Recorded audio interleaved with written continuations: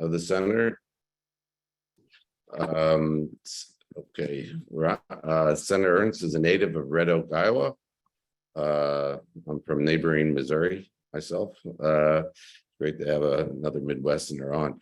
In 2003, she served as a company commander in Kuwait and Iraq. She led 150 Iowa Army National Guardsmen during Operation Iraqi Freedom. She retired as a lieutenant colonel in the Iowa Army National Guard after 23 years of military service. Thank you very much for your military service, Senator. In November 2014, she was elected to the U.S. Senate. She's the first woman to serve in federal elected office from Iowa. She serves on the Senate Armed Services Committee, and very relevant to JINSA in particular, she helped launch the bipartisan Senate Abraham Accords Caucus in January 2022, which she co-chairs and is focused on supporting and promoting a normalization agreement between Arab states and Israel, I should say. So, Senator, thank you very much for joining us today. Oh, it is wonderful to be with you, and I appreciate the introduction. It's nice to have a neighbor on from Missouri, so thank you. I am just so glad to be with you and really talk about this important issue. This is important to me. I know how important this is to you as well. And as you mentioned, I am proud to be a founding co-member of the bipartisan Senate Abraham Accords Caucus. And JINSA has been such a great supporter during the creation of this caucus and now our follow-on activities as well.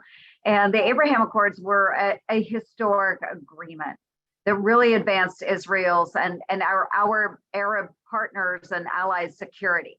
So they helped lay the foundation for important opportunities and alliances in that region. And over the past few months, I've been working with my colleagues to advance bipartisan legislation and policy efforts from the Abraham Accords Caucus that support really regional integration and the deepening and the broadening of the Abraham Accords Caucus. And so I am just very excited to talk with you about these efforts today. Thank you again for having me. Oh, well, thank you very much, Senator. So why don't we start with that, because that's such a very topical issue. You co-founded this caucus. Obviously, you mentioned a very important issue for our organization, and there was, I believe, the first legislation that came out of the caucus is what is called the Deterring Enemy Forces and Enabling National Defenses Act of 2022, or what's called the Defend Act of 2022. So maybe you could talk about that first. Yes, and this was our first major piece of legislation, and JINSA had done a report on the topic, and this has been a key catalyst in the creation of the legislation. And I am so grateful for all of the collaboration with JINSA, of course, with our Abraham Accords Caucus members and many other key members of Congress that helped draft and ultimately come up with the final text of our bipartisan and bicameral Defend Act. And of course, support from both sides of the aisle and work with key stakeholders has really been exciting to watch. And so if I can just explain a little bit about Defend. Yeah. Okay, so the Defend Act, it stands for, we always come up with these fun, fancy names. The Defend Act is Deterring Enemy Forces and Enabling National Defenses Act, or the Defend Act. And it would direct the Secretary of Defense to cooperate with allies and partners to identify the architecture and the acquisition approach to an integrated air and missile defense system. Everyone has their own approaches throughout the Middle East. What we want to do is make sure that they're all working together. So this bipartisan bicameral legislation highlights the countries in the Gulf Cooperation Council, Israel, Jordan, Egypt, and any other countries identified by the Secretary of Defense. And then the bill will also require DoD to build a strategy to implement this security cooperation and really craft an assessment of the current threat environment. It would also require a feasibility study of a fund, which would be, of course, we need to be able to fund the project. So that would include contributions from the US and all possible stakeholders that are participating in the effort. And that would go to supporting that integrated defense architecture. So this is when the caucus, I guess, thought about this and studied it, it wasn't in the news at all. I mean, things have moved really fast on this issue. It seems like we're only in recent weeks do you read articles about this issue, it seems like. Right. And but it seems like the caucus was kind of ahead of the game on this issue. Absolutely. The caucus was ahead of the game, and it was important because we had behind the scenes discussions with many other partners, gauging their interest in this. And we did have a lot of interest from partner nations, obviously within the Congress.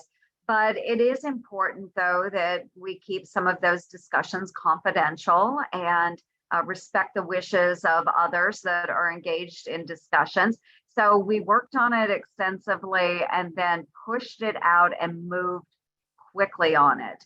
And it is something that we need to move through Congress, and hopefully we have the support from President Biden as well. Do you, and just for the audience, I know you know this, but I think it's the focus on it's about an air defense, because I was talking to someone the other day and they said they referred to it as a missile defense. And the thing is, one of the rising challenges in the region has been the increasing use of drones in attacks. The Iranians have been using them and their militias that they back. Is that right? Do you see, what do you see as the the defense, the airspace to these countries right now?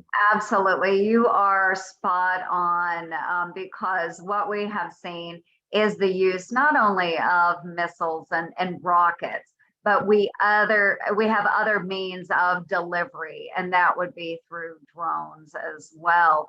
So what we are trying to do, it is both air and missile defense, because we know that even though all of these things we're thinking about now, we also need to prepare for the future. So they're moving towards drones. What will be the next latest and greatest technology that's out there? So making sure that we can remain flexible and defend our airspace and our allies' airspace. You just mentioned Senator Biden. First of all, this legislation, I think, has already been incorporated in the National Defense Authorization Act, which supports our defense. So that is a big progress on this bill already, right? It is. And of course, you know, with President Biden's recent trip into the Middle East, we would have loved to have seen him make a positive announcement about a collaborative air and missile defense effort. But I do understand that these efforts will take time and intense collaboration. So, you know, we hope that the president will get on board with this.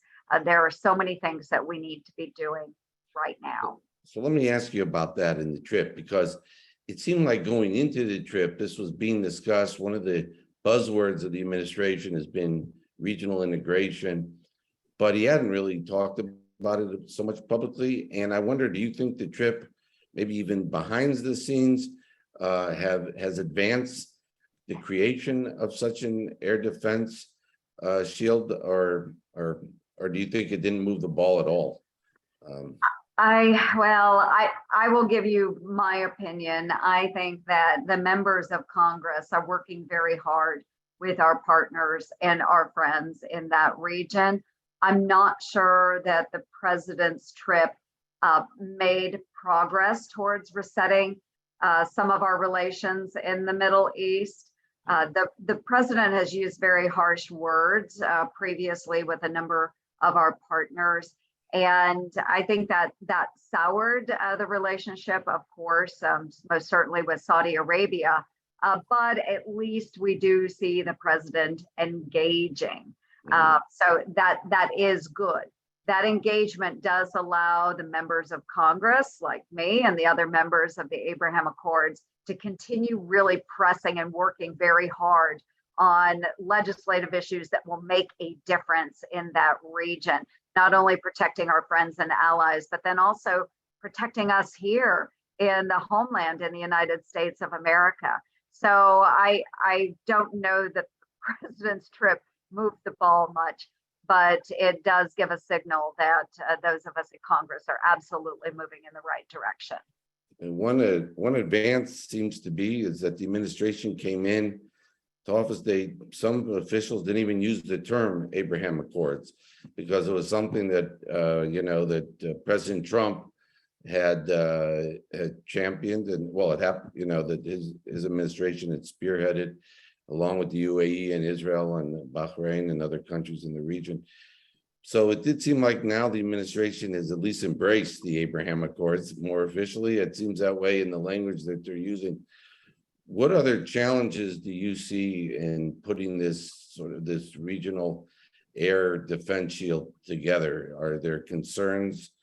Do you see the parties wanting it? Does it require U.S. leadership more? What do you think needs to happen for this to come about?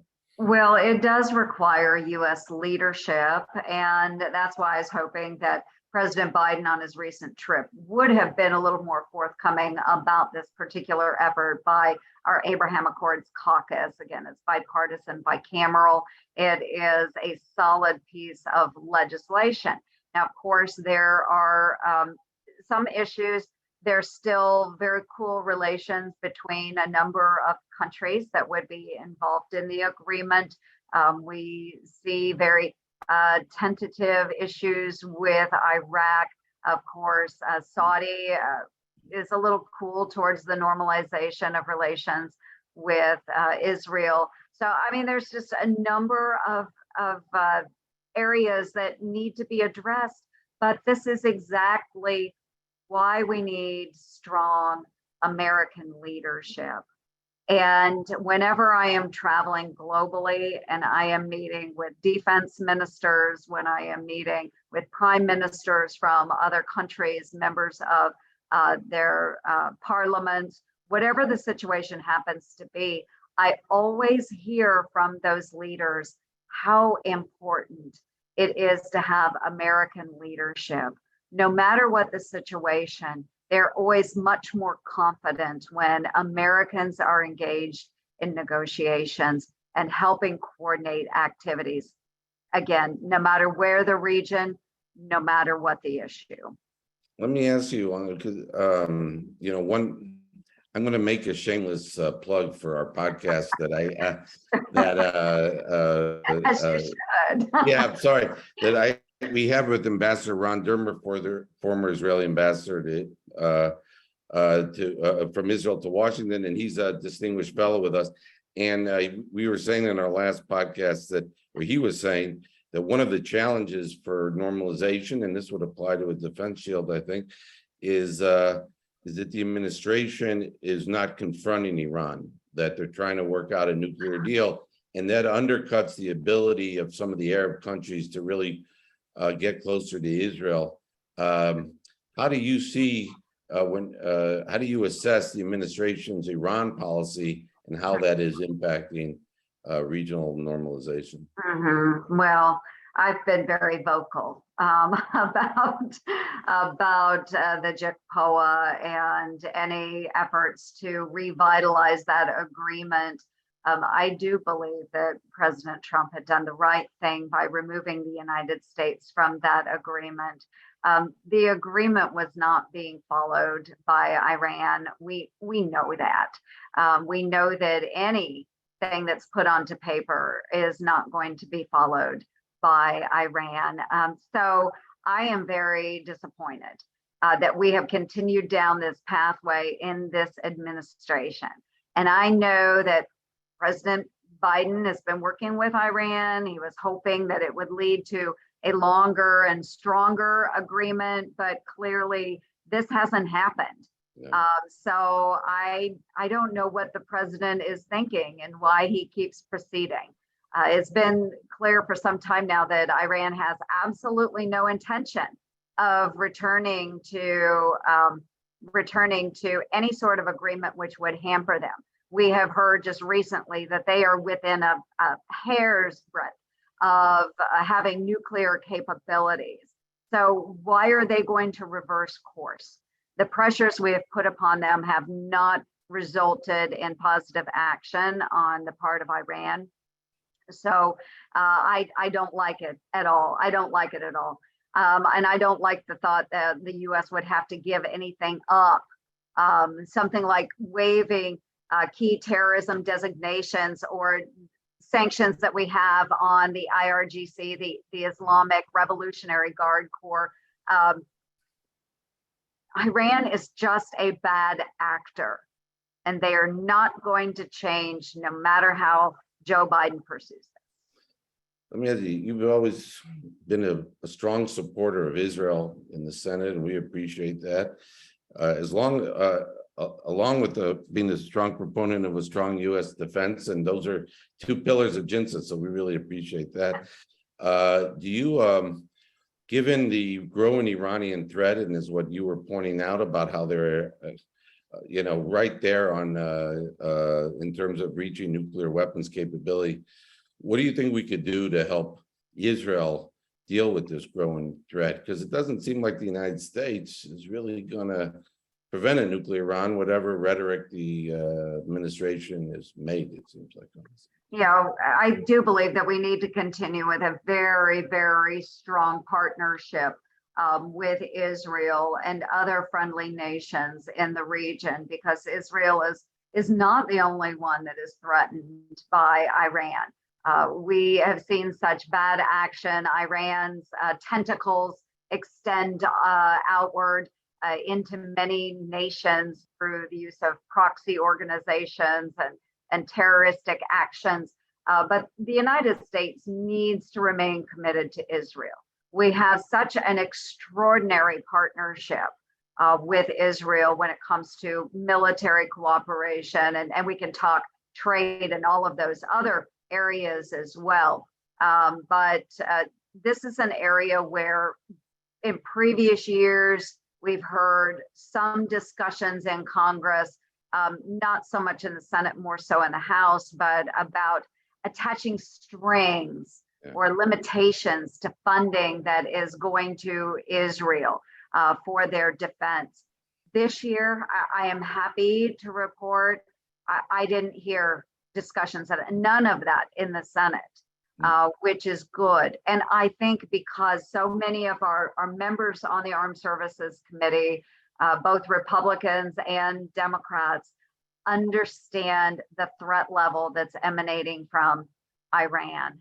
So the important thing is that Americans need to remain committed to Israel, both in word and deed.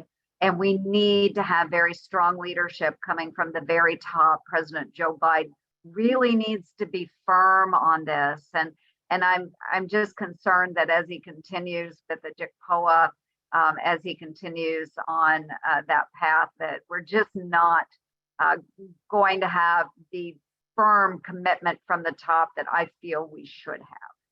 Do you think there have been reports that Israel, the IDF, and I know this from my own personal experiences, I was just in Israel last month for a few weeks.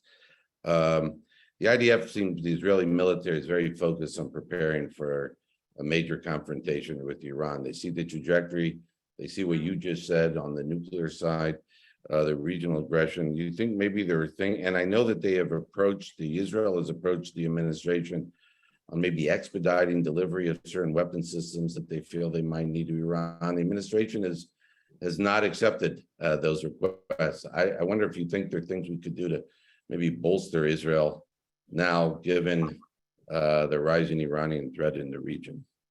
Yes, and I hope that they will follow Congress's lead and really push to support Israel. And again, unfortunately, we have a number of voices in the administration that really don't show the level of commitment that I would like to see, whether it's from Wendy Sherman and John Kirby, all the way to the president.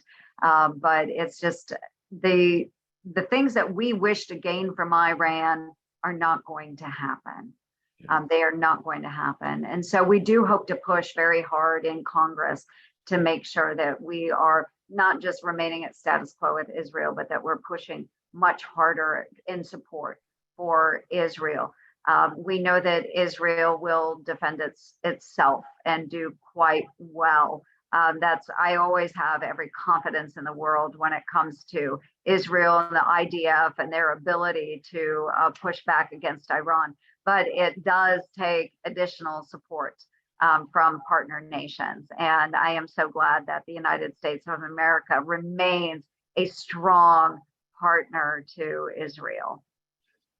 I know you have a hard stop in about 2 or 3 minutes, so I'll just conclude with one last question. Do you, going back earlier to the trip, the President Biden's trip to the region, what do you see you would like him to do with the Saudis going forward, and how you think that might help also bring together this regional integration and including this this defense shield that you're leading on and you're pressing on in the Senate. Right. And again, I'm glad that the president did engage. I think that is extremely important that he continues to work with Saudi Arabia. And if he can continue to repair that relationship, and knowing and understanding, everyone knows that there are human rights abuses in Saudi Arabia. We know that there are certain areas where we disagree adamantly with Saudi Arabia and their leadership. However, we do have a common adversary, and that is Iran. Yeah. And so we need to work together to make sure that Saudi Arabia and Israel are moving in the right direction. And the United States can provide that leadership. We want to see Saudi Arabia recognize Israel. We want to see that normalization. That is a great goal for all of us to have because we need this partnership. We absolutely need this partnership. And so, again, going back to the beginning, our beginning discussion as a co-chair of the Abraham Accords Caucus, I really am very optimistic about the possibility and how incredible it is with a number of events that we thought years ago would be absolutely impossible. Yeah. They're becoming more and more possible through these breakthroughs made by the Abraham Accords. So again, the president, I'm glad that he is attempting to reset relations with Saudi Arabia. We know that they will continue to be an important partner in the Middle East. And we want to see further recognition for Israel.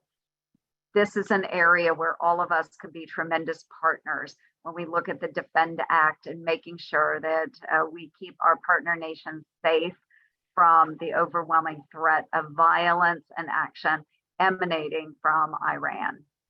Well, I think it's a great note, and I know you have to leave us, and I just want to say it's been an honor to have you, and we appreciate all your work on the Defend Act, on pushing the regional missile defense shield in the Middle East, and for all your work for pressing for a strong U.S. national security and a strong U.S.-Israel relationship. Really appreciate it.